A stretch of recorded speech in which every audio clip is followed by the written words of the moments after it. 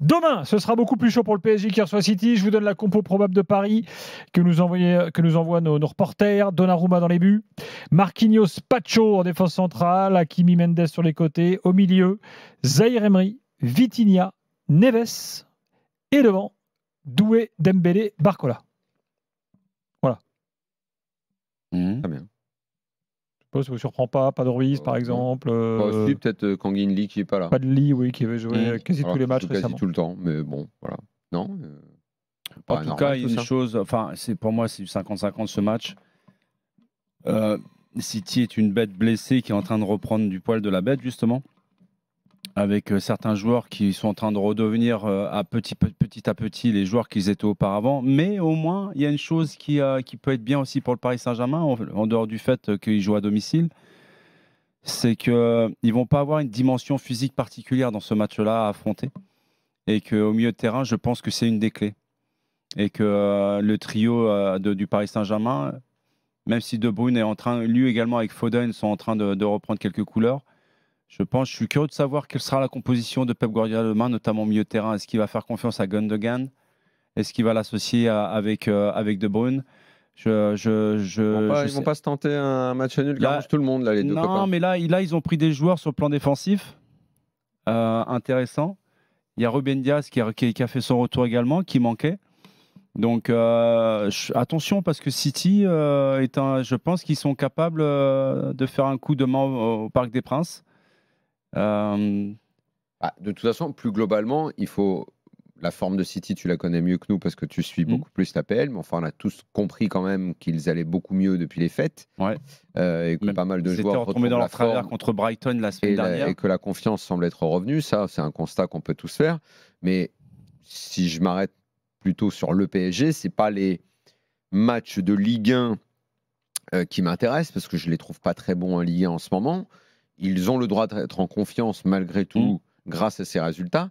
Mais plus globalement, si je regarde leur parcours en Ligue des Champions depuis le début, c'est inquiétant. Et je pense que je dis ça chaque année à la même période. Cette année, ça vient un peu plus tôt parce que la phase de poule est un peu plus longue et différente.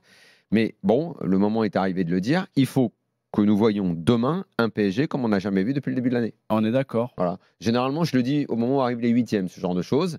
Donc, il nous faut un PSG. Il y a un truc qui pense dans la balance. Pas vu en Ligue des Champions, on n'a pas du tout vu un PSG capable de battre City. Après, on sait très bien qu'en Ligue des Champions, dans les phases de poule, il peut arriver qu'on ait des matchs un peu surprenants. En plus, à partir du moment où un match nul arrange les deux équipes, il peut arriver que c'est ça qu'on ait comme résultat au final et tout le monde sera content et il faudra aller se qualifier ensuite à Stuttgart.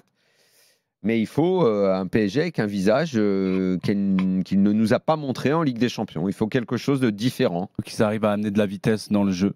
C'est à chaque fois, ils ont été confrontés à des problèmes City lorsqu'il y avait de la vitesse, en plus de l'impact physique, mais je ne suis pas certain que sur ce niveau-là, les Parisiens peuvent embêter City. Il y a un point qui joue largement en faveur des Citizens, c'est l'expérience qu'ils ont de cette compétition depuis tellement d'années, avec des joueurs avec un long pédigré, tu vois, donc ils savent gérer en termes émotionnels justement cette approche de match. Et aussi la gestion d'un match également. Donc, même s'ils concèdent l'ouverture du score, les Citizens, ils l'ont fait à maintes reprises cette année en Premier League. Même s'ils ont traversé une période de doute, c'est une équipe qui saura, je pense, contrôler ses émotions et qui a repris des couleurs et de la confiance. Foden l'a dit, là, il se remet à marquer, le garçon, là, depuis quelques matchs, alors qu'il a été quasiment absent des débats sur les 6 premiers mois. Donc il y a des choses quand même, il y a des joueurs qui sont sur les côtés également, qui ont de la percussion, qui pourraient beaucoup empêter justement les latéraux parisiens, qui sont importants dans le jeu de Luis Enrique. Il y a quand même pas mal de clés dans ce match-là, c'est très indécis, c'est du 50-50. 50-50 vraiment? Moi je pense oui, parce qu'il reste quand même vulnérable City. Ils ont explosé. Vulnérable contre une équipe qui n'a pas montré grand-chose cette année. Je suis d'accord, mais personne n'aurait prédit ce qu'elle est arrivée à City depuis le mois fin octobre jusqu'aux périodes de Noël. Sûr, personne n'aurait prédit justement que ce grand d'Europe, qui était l'équipe que tout le monde voulait copier, allait vraiment chuter son piédestal. Personne n'aurait imaginé ce qui allait se passer avec Pep Guardiola également. Donc c'est des choses qui vont très rapidement. Mais encore une fois, ça reste City, ça reste une bête blessée. Et ils ont, à mon sens, plus de certitude à l'heure actuelle, même en étant blessés, que le Paris Saint-Germain. Mais parce qu'il joue à domicile, ça reste quand même un atout pour le PSG. Petite déclat du jour de Luis Enrique. On lui a posé la question de savoir. Il a dit vous n'avez pas de neuf. Enfin, qu'est-ce que vous. Alors attends, je retrouve la question. Excuse-moi. Oui, on retrouve la question, Gilbert. On lui parlait du numéro 9. Voilà. Doit-il faire évoluer sa philosophie et faire confiance à un vrai numéro 9 dans sa compo d'équipe? Voilà la question qui lui a été posée. Et là, qu'est-ce qu'il répond? Il dit ouais, mais d'où est-ce que je le sors, moi, l'attaquant? Je pas à Haaland. Donc, en creux. Attends, mais là, tu te réfères à l'interview qu'il a donnée à Talal? Oui. Non, attends, l'interview qu'il donne. C'est pas comme ça qu'il le dit. Il le dit pas comme ça. C'est quoi le nom? C'est quoi le nom? L'interview, elle est hallucinante, l'échange avec. Il fait répéter 2 fois au journaliste. Parce qu'il lui dit, en gros, il lui dit, mais avec qui il joue? Bon, d'abord, il y a un énorme mensonge habituel chez Luis Enrique, qui est de dire que Guardiola jouait pas avec un 9 avant Haaland, alors qu'il a eu Sergio Agüero, qu'il a eu Gabi Jesus. Qui a fait gagner le titre sur la dernière journée, on se rappelle. Exactement.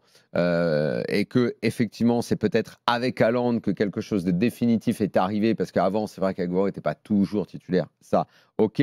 Mais néanmoins, il avait l'air de dire qu'avant Haaland, il n'y avait personne. Et il interpelle Olivier Talaron en lui disant ouais, mais il joue avec qui? C'est qui le 9? C'est qui le 9? C'est qui le 9? Il fait répéter plusieurs fois. Olivier comprenne qu'il dit attends, mais il parle de qui? Haaland, quoi. Et l'autre, il dit voilà. Et moi, j'ai pas Haaland. Donc en gros, moi, j'ai que des tocards. Voilà, on en arrive au même point. Ce qui est quand même assez. En creux, c'était pour allumer Ramos. Ce qui est quand même incroyable de dire ça d'un joueur de ton effectif.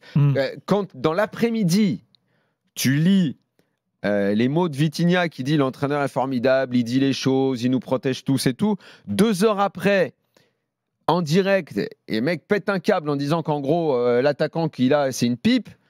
Bon, ok, très bien. Très bien. Super.